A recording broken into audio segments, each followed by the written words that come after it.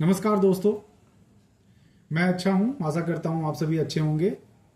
तो आज मैं जो कहानी सुनाने जा रहा हूं उसका शीर्षक है अभ्यास का महत्व।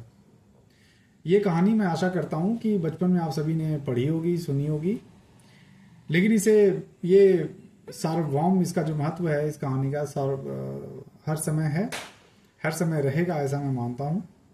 तो आइए इस कहानी को सुनते हैं। वरदराज नाम का एक बालक था। जब वह 5 वर्ष का हो गया तब पिता ने उसे पढ़ने के लिए गुरुजी के पास भेज दिया। उन गुरुजी के पास और भी कितने ही बालक पढ़ते थे। वरदराज भी पढ़ने लगा। उन दिनों गुरुओं की सेवा में रहकर ही विद्या सीखने का रिवाज था। आजकल की तरह पाठशालाएं नहीं होती थी। वरदराज एकदम बुद्धू था। उसे कुछ भी याद नहीं रहता था। उसके सहपाठी आगे बढ़ते गए। वह 1 साल की पढ़ाई में 3 साल लगाता रहा। 3 साल लगाता रहा। गुरु जी उसे अलग से भी पढ़ाते समझाते, पर सब बेकार। उसकी समझ में कुछ ना आता था। वह खाता खूब था और सोता भी सबसे अधिक था। जब तक उसे कोई जगाता नहीं था वह जागता न था। गुरु जी ने उसे बुद्धि बढ़ाने की दवाई खाने को दी। उससे भी कुछ लाभ नहीं हुआ। वह कभी उसे प्यार से समझाते, कभी झिड़क देते और कभी दंड भी देते। उस पर भी किसी बात का कोई असर नहीं होता था। सहपाठी उसको छेड़ते, उसका मजाक उड़ाते। कोई बुद्धू कहता तो कोई मूर्खराज कहता। कोई कहता कि इसका दिमाग पोला है। कोई कहता कि इसके दिमाग में भूसा भरा हुआ है। कोई कहता जब ब्रह्मा बुद्धि बांट रहे थे यह सोया हुआ था, इसलिए इसे बुद्धि नहीं मिली। इसी तरह कितनी ही बातें उसे सुनने को मिलती थी। एक लड़के ने उसका नाम बिगाड़कर वरदराज की जगह उसे बरदराज कहना शुरू कर दिया। बरद राज का अर्थ होता है बैलों का राजा। बुद्धू की तुलना बैल से अब भी की जाती है। बछिया का ताव मुहावरा मूर्ख आदमी के लिए ही प्रयोग किया जाता है, जिसका अर्थ है बैल, जिसको कहते हैं बछिया का ताव, मतलब बैल।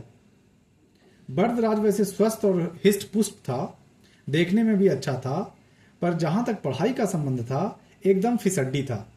उसे पढ़ते हुए 5 साल हो गए थे, पर वह अभी कुछ सीख पढ़ नहीं सका था। उसके साथ जो पढ़ने आए थे वे तो आगे बढ़ ही गए, जो बाद में आए थे वे भी उसे पीछे छोड़कर आगे निकल गए। एक दिन गुरुजी ने निराश होकर कहा, बेटा वरदराज, मैं समझता हूं कि पढ़ना लिखना तुम्हारे वश का नहीं है। मैंने कितना प्रयत्न किया, तुम्हें कितना समझाया, अलग से भी पढ़ाया, पर कुछ लाभ नहीं हुआ। लगता है तुम्हारे भाग्य में विद्या नहीं है। इससे तो यही अच्छा है कि पढ़ना छोड़ दो, घर जाओ और घर का काम काज करो। गुरुजी भी थक हार गए थे क्योंकि उन्होंने सारी कोशिशें कर ली थी।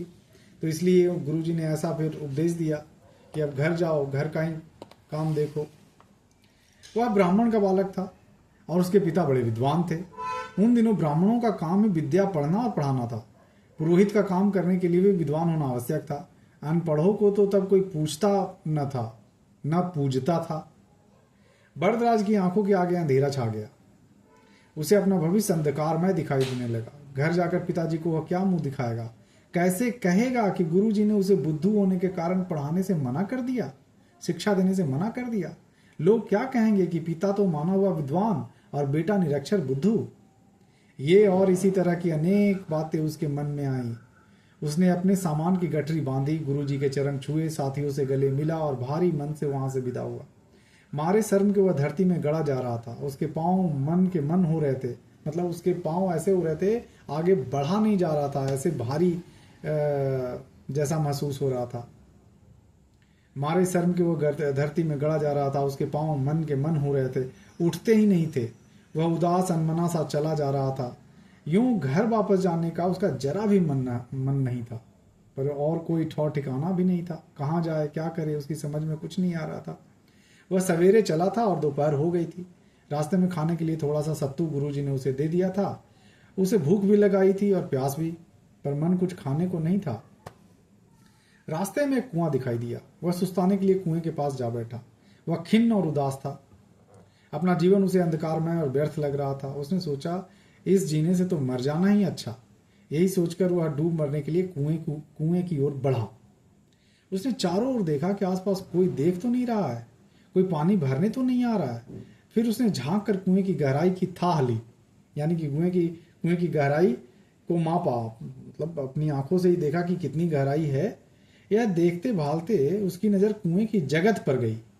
जगत यानी कुएं, कुएं का जो किनारा जिस पे रस्सी डाल के पानी निकाली जाती है, तो कुएं की जगत पर गई। जगत पर पानी खींचने की रस्सी की रगड़ से जगह जगह पत्थर घिस घिस गए थे और निशान पड़े हुए थे। चबूतरे पर घड़ों और गागरों को रखने से पत्थर में घड़ों के निचले भागों जैसे गड्ढे बने हुए थे। बरदराज के दिमाग में बिजली सी कौंध गई। बिजली सी कौंध गई मतलब उसको एक विचार आया। उसने सोचा, बार बार की रगड़ से कोमल रेशे से बनी रस्सी पत्थर को काट सकती है। मिट्टी के घड़े जो जरा सी चोट लगने से टूट जाते हैं, उनसे पक्के पत्थरों पर गड्ढे बन सकते हैं। फिर क्या लगातार परिश्रम करने से मुझे पढ़ना लिखना नहीं आ सकता? ऐसा वरदराज के दिमाग में, मस्तिष्क में कौंधा, विचार आया। बस डूब मरने के विचार को उसने त्याग दिया, उसने छोड़ दिया। वह अपने आप से ही बोल उठा, मैं कठिन परिश्रम करूंगा, फिर देखता हूं मुझे विद्या कैसे नहीं आती है। उसके स्वर में आत्मविश्वास की दृढ़ता थी। कुछ कर दिखाने का संकल्प आ गया था। उसने कुएं पर रखे डोल से पानी निकाला, हाथ मुंह धोए और सत्तू खाकर भरपेट पानी पिया। वह घर जाने की अपेक्षा फिर पीछे लौट पड़ा। अब की बार उसके कदम पहले की तरह भारी नहीं थे। वह तेजी से चल रहा था। उसकी उदासी दूर हो चुकी थी। अब तो वह दूसरी ही तरह का बरदराज लग रहा था। दिन अस्त होने से पहले वह गुरुजी के घर आश्रम जा पहुंचा। उसने गुरुजी के चरण छूकर प्रणाम किया। उसके साथियों को जब पता लगा कि वह फिर वापस आ गया है, तब वे तरह तरह की बातें बनाने लगे। गुरुजी उसे देखकर बोले, बेटा वरदराज, तुम घर नहीं गए क्या? वह विनम्रता पूर्वक बोला, गया था गुरुजी, पर आधे रास्ते से लौट आया हूं। अब मेरी आंखें खुल गई हैं। मैंने निश्चय किया है कि मैं पूरी लगन और परिश्रम से पढ़ूंगा। आज से आपको कभी कुछ कहने का अवसर नहीं दूंगा। गुरुजी का मन पसीज गया। बोले, ठीक है, कुछ दिन और देख लेता हूं। भाई अब वो वापस आया है, ऐसा विचार कर रहा है, ऐसी दृढ़ता दिखा रहा है, तो गुरुजी ने भी बोला कि ठीक है, कुछ दिन और देख लेता हूं। अगर कुछ दिनों में ही तुम में जो बदलाव आए हैं और इस तरीके से जो तुम बातें कर रहे हो, अगर ऐसा तुम्हारे कर्म में दिख गया, तुम्हारे काम में दिख गया, तो बहुत अच्छी बात है। तुम जो कह रहे हो उससे कर दिखाओगे तो मुझे बड़ी प्रसन्नता होगी, गुरुजी ने कहा। बरदराज की पढ़ाई प्रारंभ हुई। अब तो उसकी भूख और नींद पता नहीं कहाँ भाग गई। वह रात को देर तक पढ़ता रहता और प्रातः भी सबसे पहले उठ जाता। दिन में भी एक क्षण बेकार नहीं गवाता। फिर क्या था, जो पाठ याद करना उसे ऊंचे पहाड़ पर चढ़ने की तरह प्रतीत होता था, कठिन प्रतीत होता था, वही अब आसान हो गया। उसने अगली पिछली सारी कसर अपनी मेहनत से पूरी कर दी। गुरुजी और दूसरे छात्र इस परिवर्तन को देखकर आश्चर्य में डूब गए। अब उन्होंने बरदराज का मजाक उड़ाना बंद कर दिया। कुछ महीनों बाद तो गुरुजी उसकी प्रशंसा भी करने लगे। अब बरदराज की गिनती प्रतिभाशाली छात्रों में होने लगी। कल का बुद्धू बरदराज अब बुद्धिमान बन गया। यह चमत्कार न तो किसी औषधि से हुआ और न ही किसी जंत्र मंत्र से, क्योंकि कई लोग इस तरह का भी इस्तेमाल करते हैं कि भाई ये अंगूठी पहन लो, वो अंगूठी पहन लो, लेकिन परिश्रम का कोई विकल्प नहीं होता। परिश्रम और मेहनत का कोई विकल्प नहीं होता। यह लगन और कठोर परिश्रम का चमत्कार था। बाद में यही बरदराज प्रसिद्ध विद्वान बना। देवगिरी के राजा महादेव की सभा में वह महापंडित के पद पर सुशोभित हुआ। संस्कृत में पाणिनि का व्याकरण प्रसिद्ध है। यह कठिन भी है। इसे पढ़ने में विद्यार्थियों को बहुत परिश्रम करना पड़ता था। बरदराज को भी पाणिनि के व्याकरण को समझने में बड़ी कठिनाई का अनुभव हुआ था। विद्यार्थियों की इस कठिनाई को दूर करने के लिए पंडित वरदराज ने लघु सिद्धांत कौमुदी की रचना की। तो दोस्तों, वरदराज जो बुद्धू था, उसने फिर पाणिनि के द्वारा लिखित व्याकरण का अपने हिसाब से अनुवाद किया और लघु सिद्धांत कौमुदी की रचना की। इसमें पाणिनि के व्याकरण का सारांश दिया गया है। इन्हीं बरदराज ने मुक्त बोध नामक संस्कृत के सरल व्याकरण की रचना भी की थी। इन्हीं बरदराज का दूसरा नाम बोपदेव भी है। बरदराज के जीवन की इस घटना से एक लोकोक्ति प्रसिद्ध हो गई है। यह लोकोक्ति बड़ी ही महत्वपूर्ण है। छात्रों ने तो इसे याद ही कर लेना चाहिए। छात्रों को चाहिए कि वो इसे याद कर लें। उसके लिए यह पथ प्रदर्शक सिद्ध हो सकती है।